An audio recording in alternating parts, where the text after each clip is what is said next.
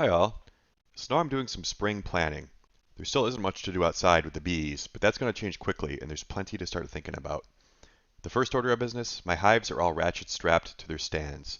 I've had hives blow over on me twice in the late winter during high wind events. I learned my lesson and keep them strapped down all winter. Our high wind events mainly seem to occur during the winter months, where we've hit 60 and even 70 miles per hour in the past. Now, winter and early spring are the problematic times because the hives are at their lightest at that point in the season, and they're the easiest to tip, as the bees have eaten most of the honey in the hives by that point. Also, using 8-frame mediums works against me here because the hives have more surface area, meaning they catch more of the wind. Keeping them on high stands also works against me, but that problem is easily solved with these straps. I'll be removing them soon. Second, quilt boxes.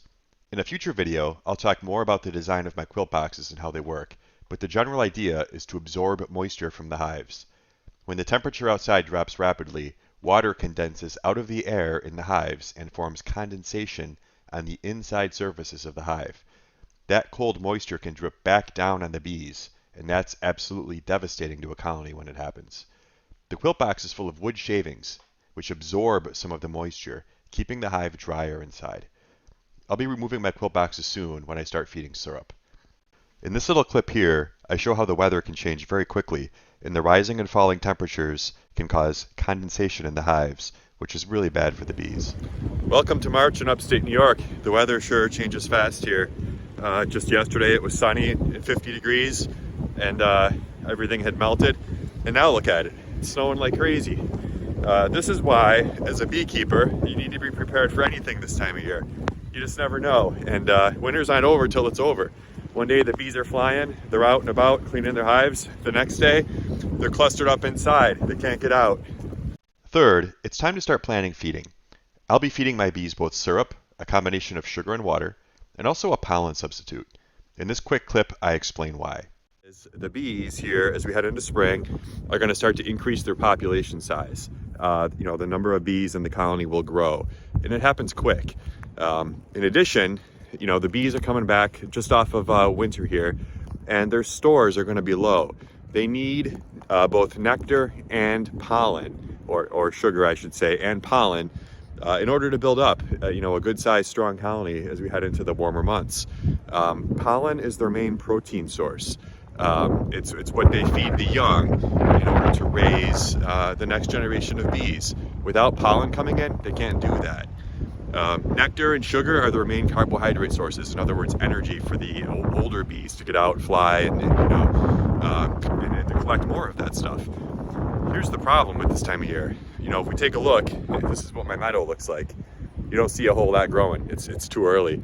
There's no nectar, and there's going to be very little pollen or no pollen available for the bees this time of year.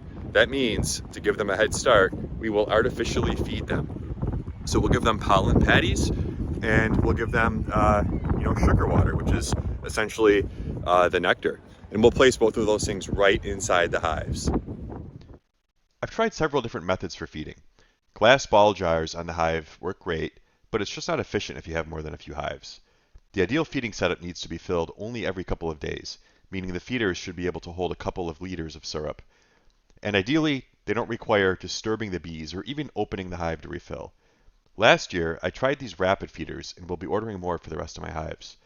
They worked really well for me last year. They're efficient, I can feed without opening the hive. If you're interested, they can be purchased online at Amazon, eBay, AliExpress. Just about everywhere I've looked seems to have them now, and they seem to be getting more and more popular. Of course, I'll also need plenty of sugar for making syrup. I've been stocking up. And then lastly, and this is to me is the most interesting, is pollen. Pollen will start becoming available outside in nature slowly, but before that happens, I want the bees to have access to a good pollen source. I will feed them a pollen substitute in the form of a patty. In past years, I've used commercial patties. However, after reading quite a bit of research on the topic, I've decided to make my own from chickpea flour. I just placed an order for some chickpea flour, and my reasons for using chickpea flour and the research I've done, along with how I will make them, that'll come in a future video. So, my main planning steps here to recap are 1. To order more syrup feeders. I'll be buying mine from Amazon. 2. To buy ingredients for making pollen substitute. In my case, chickpea flour. and 3 to stock up on sugar, and I've already got plenty.